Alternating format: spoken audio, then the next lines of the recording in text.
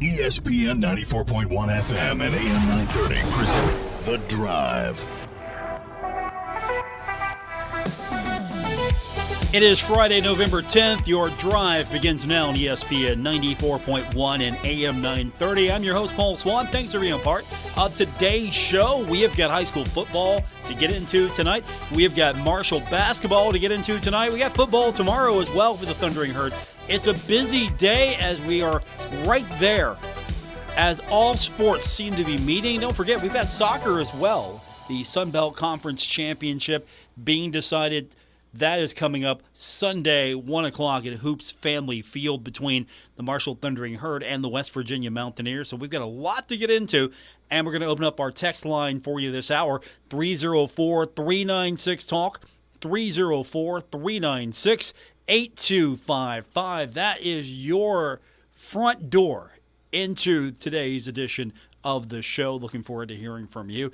As I mentioned, we got basketball coming up tonight. Now, let me explain what's going to be happening because there are a lot of things moving around tonight.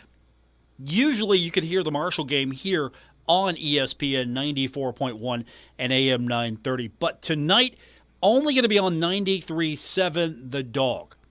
So if you're looking for the Marshall game tonight, make sure that your radios are going to be set to 93.7 The Dog.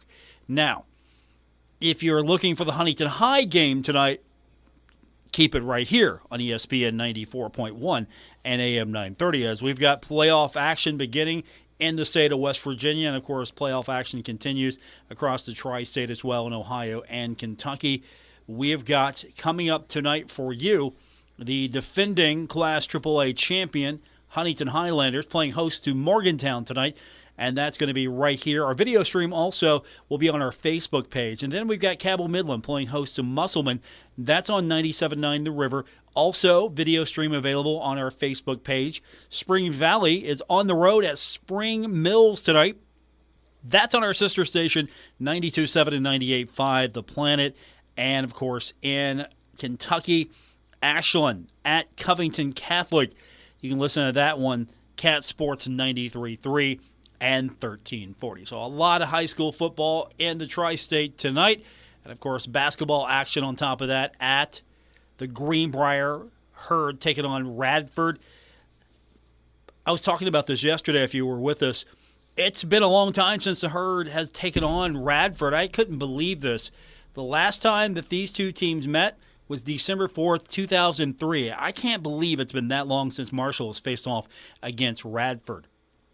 It feels like this series is played more often than not, but it's back. Marshall looking to extend its fast start, taking on Queens the other night and getting the victory there.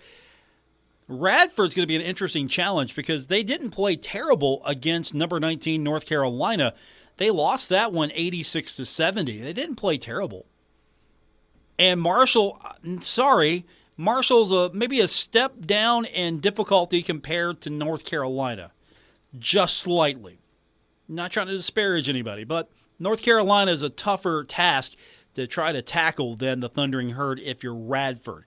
And, of course, this game coming up tonight, 7 o'clock, lock it in, 93.7 The Dog. So we'll talk more about this one later on, and we'll also talk a little bit more about the Marshall game against Radford tonight and do that in our pregame coverage at 6 o'clock on 93.7 The Dog. We've got Sun Belt Conference Championship coming up on Sunday, and then the selection show is going to be Monday at the Student Center. So a lot happening for the Thundering Herd, but of course the big one's going to be on Saturday. Marshall taking on Georgia Southern. It's the 75 game. Marshall would like to get back to winning. Herd has lost 5 in a row. No chance of winning the championship. So the championship is not in the cards for the Thundering Herd. However, with that said, there's still an opportunity to win 3 straight, so you could finish the regular season 7-5. 7-5 is going to get you into a bowl. 6-6 might be pushing it. 7-5 will get you in a bowl. And if you're Marshall, do you want to go to a bowl? If you're 6-6, I understand you always say, hey, you take the bowl experience, 6-6. I've always felt that, you need to feel like you earned a bowl spot instead of, okay, hey, we have a passable record here. So I hope that the Herd can get it going. For these next 3 games, I hope Marshall can get the win against Georgia Southern. That'll be the 75 game, which Coach Huff has talked about being the most important game this year on the schedule. This is the most important, most significant for Marshall. Not necessarily playing for a conference championship or bowl eligibility, anything like that. This game, based on the fact that it's the 75 game, that's what helps give it its significance and makes it the most important game on the Herd schedule. Doesn't matter the opponent. This is the 75 game. So hopefully that attitude will translate into a victory over Georgia Southern.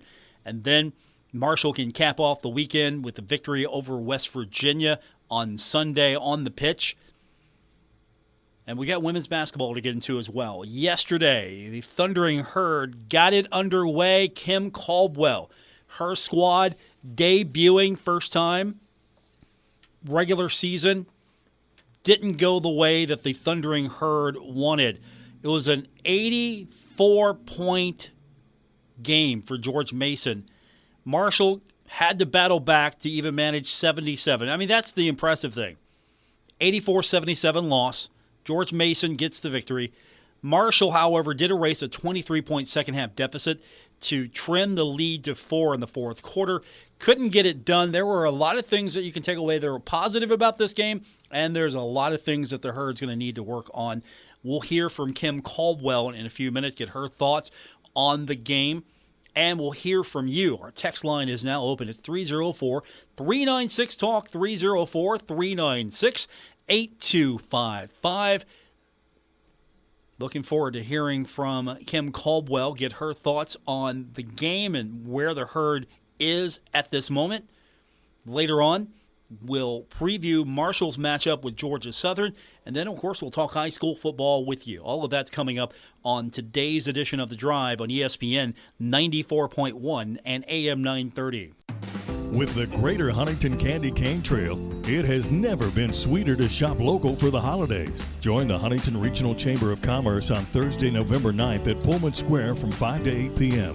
for a community shopping crawl where you can enjoy sweet treats and music and shop for your chance to win cash prizes. The first 75 people to check in at Pullman Square will receive a travel coffee mug and cookie cutter. Download the free Greater Huntington Candy Cane Trail mobile passport at huntingtonchamber.org/trail to access exclusive offers at your favorite businesses. Earn points by checking in and redeeming coupons as you slay your way through the trail to win prizes, including a $1,000 grand cash prize. Download the pass at huntingtonchamber.org/trail. We'll see you on Thursday, November 9th from 5 to 8 p.m. at Pullman Square in downtown Huntington to kick off the holiday season with a small business shopping crawl. You've cut back on everything and you're still coming up short at the end of the month. Give your local State Farm agent a call for a free discount double check. They'll show you how something as simple as combining car and home policies can save you hundreds of dollars a year. Being there to help keep more of your money is why your local State Farm agent is here. Like a good neighbor, State Farm is there. In Huntington, John Garton, 304-525-1116. In Barbersville, Marcia Slater, 304-736-6100. And in Cerrito, Aaron Billups, 304-453-4600. Imagine this. It's a chilly winter morning. It snowed a little overnight. You think to yourself, is my car ready for this? There are multiple steps you could take to see if your car is ready for winter. Or one simple one. Have the pros at TikTok Tire make sure your car is ready for winter. They'll check your battery, tires, fluids, wipers, and hoses. Don't get caught out in the cold this winter. Give the pros at TikTok Tire a call and they'll be happy to answer any questions. Winterize your car at TikTok Tire, 2102 3rd Avenue, Huntington. Call today for your appointment at 304-525-7831. Metro Community Federal Credit Union has been serving the Huntington community for 70 years and is proud to announce our newest location in Lavallette. We look forward to bringing the residents of Wayne County a modern banking facility, a full range of services, advanced technology, expert financial advice, community involvement, and even a smart coffee kiosk cafe. Learn more about Metro Community Federal Credit Union online at metrocommunityfcu.com. equal housing lender. Member NCUA. Anyone can choose to make a difference. You can help people succeed, rebuild after disasters, protect the environment, or feed the hungry. Not only will you make a difference for others, but for yourself. You can earn money for college, learn career skills, and make friendships that last a lifetime. Make a difference. Choose your future. Choose AmeriCorps. Brought to you by Volunteer West Virginia, the West Virginia Broadcasters Association, and this station. For the ones who get it done, the most important part is the one you need now. And the best partner is the one who can deliver. That's why millions of maintenance and repair pros trust Grainger, because we have professional-grade supplies for every industry, even hard-to-find products. And we have same-day pickup and next-day delivery on most orders. But most importantly, we have an unwavering commitment to help keep you up and running. Call, click Grainger.com, or just stop by. Grainger, for the ones who get it done. In business, everything your employees do impacts your brand, including what they wear. Cintas has high-performance workplace apparel for almost every job imaginable. From work shirts and pants, to polos and khakis, to Oxfords or T-shirts, these clothes move, breathe, and look great. Your team gets the styles they like, you convey the image you want. And Cintas service includes weekly laundry and delivery. To learn more, visit Cintas.com. Oh, I'm ready! And get ready for the workday. This is The Drive with Paul Swann on ESPN 94.1 FM and AM 930. Our text line is 304-396-TALK, 304-396-8255. Welcome back to today's edition of The Drive here at ESPN 94.1 and AM 930. Still to come, we're going to preview tomorrow's matchup between Marshall and Georgia Southern. We've got women's basketball to get into, as yesterday began the Kim Caldwell era for the Thundering Herd. On the road, taking on George Mason. And the one thing that stood out to me was that this team can score when it starts putting it together. Marshall was able to rally. Herd fell short, 84-77. But Marshall trailed by as many as 23 points early in the second half, but did rally. There were an unusual amount of fouls, turnovers. Wasn't a pretty game. Absolutely was not a pretty game. And when I talked to Coach Caldwell afterwards, kind of get a feel for where she was with game number one of her career, I'll say this from you. She was not pleased at all, and I could tell on her expression in her face. This wasn't the way she thought it would start, or at least this is not what she expected. So she came out and she basically was pretty candid. She wasn't pleased. Yeah, obviously not pleased with the game. We just did not. We played tight. We played not like us in the first half. And if we don't have such a bad start, I think we come out on top. But we have a lot of things we're obviously going to work on and fix. And we didn't give up. It would be really easy to look at that scoreboard and quit. And they played hard the second half. We won the second half. We just fouled too much, turned the ball over too much, and then obviously didn't work hard enough on our rebound. So when I talked to her yesterday, I asked her, do you expect that maybe like opening night jitters? This is the first time that this group has been together. Obviously, it's a new system for everyone, veteran players and the new players coming in. So was it maybe a case of opening night jitters, kind of being together really under live fire, as I described it, for the first time on the road? And she was expecting that, but she wasn't expecting it for the entire first half. Yeah, I attribute the first quarter to that. I was expecting that in the first quarter on the road, first time playing together. The second quarter baffled me a little bit. I thought we would have gotten out of it. I hadn't really seen what I had seen out of them in the second quarter yet. So I don't really know. I have to go back and watch the tape on that. So part of it is, it's our first game. I knew these things would be a problem. I didn't know that they would be quite this big. I knew they would get us early. And we had talked about it beforehand. Turnovers, fouls, and rebounds. If we're going to lose, it's going to be because of those things. Herd's got a quick turnaround. They're going to have to try to fix everything in a snap because they hit the road straight to Tennessee to face the Chattanooga Mocs. That's going to tip off Sunday at 2 o'clock. So what do you need to do to get this team turned around quickly? Yeah, we have a quick turnaround. We're going straight to Chattanooga, so we're gonna dive into the film on the bus, and then we'll watch it. Hopefully, we'll be able to watch it together as a team. Just a lot of mistakes that I was hoping we wouldn't still be making, just defensively, rotationally. They know they can do it now because we did it in the second half. We just got to start out stronger. And so that part to me is good. The fact that, all right, it clicked in the second half. We just, again, it was too big of a hole. She was asked, was there anybody that she was pleased with? And of course, the way this team had to battle back, there's somebody you have to be pleased with, right? I know she wasn't happy for the majority of it, but she did emphasize she was pleased with the players that didn't quit. I was pleased with everyone that didn't quit, which I think was everyone on the team. Ro had a good game points-wise, and she had 7 turnovers. I thought she did a good job leading her teammates on, bringing people together, not quitting. Aislinn Hayes did a really good job of just being kind of a constant person of just keeping them together, making sure people stayed level-headed. So those two were good. We'll get better, though. I think we had a lot of people that didn't quite produce the way they will throughout the season. So my next question to her was about the starting lineup. Now that she's had a chance to see her team in action, a regular season contest, she's got a formula, she's got a methodology. She doesn't just say, okay, you're our starting 5, go out there and start. You got to play your way into the starting 5. Based off one game, I asked her, what's that starting lineup going to look like? Will it be close to the same or will it be drastically different? Yeah, it sure has. I'm looking at the stat sheet right now, and there's a lot of zeros on there.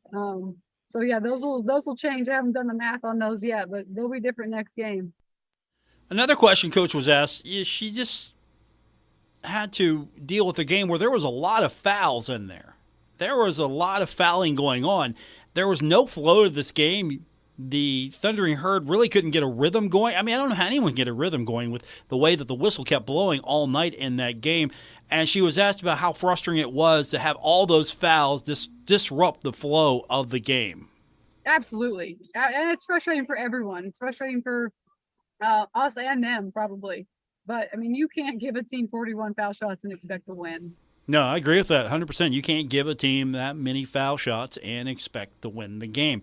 So I wanted to know, what did you learn after your first game as a Division I coach? I learned we can do it. We just have to do it. Had we played all 4 quarters like we played the second half, honestly, had we played 3 quarters like we played the second half, we come away a lot happier right now. And I'm very confident in that. Our third quarter absolutely killed us. Then we were trying to walk the ball off the floor. We were trying to run sets. It's not our game. That's not what we really practice. And so just putting 4 quarters together the way we want it to look, where we had 29 points in the third and we had 26 points in the fourth. So pace yourself to 100. In the first half, we had 11 and 11. So we were on pace for 44. So this is very big contrast between the 2 quarters. So second half, I was questioning everything at halftime. Second half, they were a whole heck of a fun to coach. It's just too bad that they weren't the first. Herd's back in action on the road. We're going back into the Wayback Machine here. Marshall and the Chattanooga Mocs. 1981, when these two teams began their rivalry. Last season was the first time the Herd had met Chattanooga in 25 years. Marshall got that victory last year, 60-56. So a long gap between visits between Marshall and Chattanooga. Hopefully that series continues. Mocs were picked to win the Southern Conference in their league preseason media poll. They are unbeaten. They defeated King to open up the season. They will face Austin P tonight, and then they've got Marshall on Sunday. Should be a fun one. I'm looking forward to it only because, one, I can't wait to see what the improvements of this Marshall team look like, and two, it's Marshall and Chattanooga. For those of you that weren't in the Southern Conference days of your Marshall fandom, those were some great rivalries, both on the men's side and the women's side. The men's side probably gets a lot more, love, because there were some great back and forth. It was a natural rival. That's the thing I miss the most about the Southern Conference. There were rivals there. That's why I'm happy that App State is in the Sun Belt and Marshall's now in the Sun Belt, and that Georgia Southern is in the Sun Belt, and now Marshall is in the Sun Belt. That's why I'm happy about that. I would love to see some more of these Southern Conference teams on the schedule and some of the other sports. I know you can't do it for football necessarily all the time, but in basketball and other sports, I think it would be a no-brainer to kind of have some of those traditional old-school rivalries back in those Southern Conference days on the schedule. Our text line is 304-396-TALK, 304-396-8255. Maybe I'm asking some of my older listeners, my more seasoned listeners, what was your favorite rivalry in the Southern Conference? Was it Chattanooga? Was it VMI? Was it Davidson? App State? Was it the Catamounts? Was it the Citadel? Which team was your favorite to see the Herd go up against? Marshall taking on Georgia Southern. That's coming up tomorrow. Let's get you set for the game with our kickoff. Ladies and gentlemen, will you take your seats, please? Here we go. There's the kickoff. When the Marshall Thundering Herd face Georgia Southern, it'll pay tribute to the tragic event that occurred on November 14th, 1970 at 7:36 p.m. when Southern Airways Flight 932 crashed into a hill just short of the Tri-State Airport. The plane was carrying 37 members of the Marshall University Thundering Herd football team, 8 coaching staff members, 25 supporters, 2 pilots, 2 flight attendants, and a charter coordinator. These individuals, collectively known as the 75, are remembered every year with a commemorative game held on or around the anniversary of the crash. For Marshall football coach Charles Huff, this is the most significant game of the year. This is the biggest game of the year for us, and not because, the field's any longer or, the prize is any bigger, but because we get the chance to represent something bigger than ourselves this weekend. And when you get a chance to do that, it's not many times in life you can be a part of something and represent something bigger than yourself. And when you get a chance to do that, it's really special. And I am truly honored to stand in front of this team and run them out of the tunnel for this weekend. And I told them, obviously, the goal is to win. But, you honor someone by how you do something. And I want to make sure, obviously, we want to win the game. For Marshall center Logan Osborne, this is a special game, and losing isn't an option. Yeah, this is a huge weekend. We don't lose this game. Personally, just growing up here, I came to a bunch of these games. They're a special moment. It's a special game. There's not an atmosphere like it in college football. We always joke around with something eerie that happens in the game, whether it's the scoreboard or something like that. So there's something supernatural about this game, and it's a great atmosphere for sure. Marshall offensive lineman Ethan Driscoll has a special connection to the Young Thundering Herd and the 75 game. So I actually learned about the plane crash in high school because my high school coach was on the 71 team, the Young Thundering Herd, Bob Bronger, and he kind of told me some stories just about his playing career, and I didn't really understand it, truthfully. I mean, being 18 years old, you don't understand the magnitude of it, and then I got here, and I remember my first 75 game, just hearing the We Are Marshall chants. You see the movie, you understand it's a tragedy, but you don't understand it until you're in this community for so long. For Marshall linebacker Eli Neal, he's seen the bond between himself and the community grow over the years and is honored to be a part of something bigger than himself. The more you're here, the more this place grows on you. It almost feels like it's a part of you too. So going out here each and every year for this 75 game and just being able to put on a show and play for a heavenly audience and just play for something that's bigger than us and be able to have these fans happy is our biggest goal for sure every 75 week. Growing up in the community, Marshall linebacker Owen Porter takes a responsibility in educating the younger players about the history and the significance of the 75 game. So for us, it's just teaching those guys about our heritage and what's gone on in the past, and then how you prepare and then push to succeed for the game. To be successful, Marshall must contend with a Georgia Southern team that has a lot to gain from a victory over Marshall, including a shot at the Sun Belt Championship. And it all starts with stopping an offense that generates over 300 passing yards a game, led by signal caller Davis Brin, who has found success within the Eagles system. Yeah, I think, again, when you have a system, you go out and you recruit a quarterback that fits that system. You know what I mean? So you go find a guy that can do those things, which to me is any system you have, you're looking for certain personnel that fit that skill set. And I think, again, because the system is simplistic enough based on looks, spacing, all those things, when you find a quarterback that has the attributes, putting him in that system allows him to excel. And I think that's what Ben is doing. Eli Neal says that Georgia Southern is really good at passing the ball, which sets up a running attack that averages over 134 yards on the ground, led by running back Jalen White. They pass the ball well, and off of that, they're able to run the ball because of when they get defenses spread it out to get ready to cover the pass. I feel like they do a good job at mixing it up and keeping defenses honest. Because the Eagles are so good in the passing attack, White has been able to reach the end zone 8 times while amassing 750 yards on 123 carries. I think the running back is a good player. I think he also, because they throw so much, he's able to really chunk yards. You know what I mean? It's not like they're trying to run it 3-4 yards a pop. He's able to chunk yards because when he gets the ball or when he gets the run calls, it's usually advantageous boxes because of the RPO kind of air raid stuff they do. Not to take anything away from him, but I think he maximizes those opportunities with big runs. I think he maximizes those opportunities with really good body and balance control. He's hard to go down. He doesn't go down with one shoulder. He's got a really strong lower half. And then he's got enough speed to get to the second level. The game plan to stopping White is getting to Bren before he can open up the Eagles' offense with their air raid style attack, according to Marshall defensive end Sam Burton. We got to rush the passer because they throw the ball a lot. They have like an air raid attack. They have some RPO in there.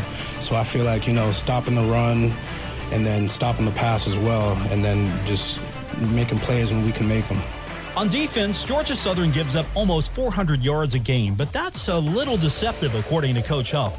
They are also a unit that is 8th in the FBS with 3 defensive touchdowns, all from pick sixes. Defensively for them, because of their offense, they're ahead a lot. So now you may give up the run, not to give up the pass, if that kind of makes sense. You know what I mean? You're saying, okay, yeah, you can run the ball for 8 yards, you're not going to throw it for 40, we're up 20-some-odd points. I think, again, their offense snaps the ball a lot, so their defense is on the field a lot. So although they're giving up many yards, they're not giving up many points, and they're still winning games. It's a little bit of a, if you're the defensive coordinator for USC, you're going to play a lot on defense, regardless of your situation, because they're going to snap the ball a lot, they're going to run a lot of plays, which is going to put you out there more, which in turn is going to give the other team more opportunities, even if they don't score more, to get more yards. I think that's a little bit of what's happening with, Georgia Southern. I think what you also see is their critical stats are really good. Forced turnovers, they're really good at that. When you look at how many points they've allowed, it's not a ton of points they've allowed. You may have rushing yards or whatever it may be, but that to me is because we're up 21. I'm going to give you an 8-yard run. I'm not going to give you the 40-yard pass. So I think it's a little bit, I won't say misleading, but you got to really dive into it. You can't just say, because they're giving up this many yards rushing, you should be running the ball. And again, I think, over the course of the season, they've improved. I think you look at the beginning of the season, I think they played Wisconsin. Is that right? Yeah, they played Wisconsin. Well, that's going to skew numbers a little bit too. So you got to really look into it before you can kind of say these numbers mean exactly this. Let's not overlook the Eagles special teams unit led by wide receiver Caleb Hood. Not only is he a threat in the air raid attack, but he's also not afraid to head straight for the end zone for a huge return. Hood is fearless, and he wants to return the ball. He's not trying to fair catch it. He's not trying to, quote-unquote, save field position. He's trying to return the ball. I think when you think about the really, really good punt returners in college or the NFL, they'll catch the ball with a guy right here and try to make him miss. And I think that what gives him a little bit of confidence and, probably steal some yards because he is shifty. So if you are willing to catch it with somebody in your face, you make one miss, well, now you got a chance for a big return. I think that's the one thing for him that's really good. Our pregame coverage begins tomorrow at 4 o'clock with West Virginia and Appalachian Laborers District Council College Football Today, presented by Lyona, your workforce solution, WVLDC.org.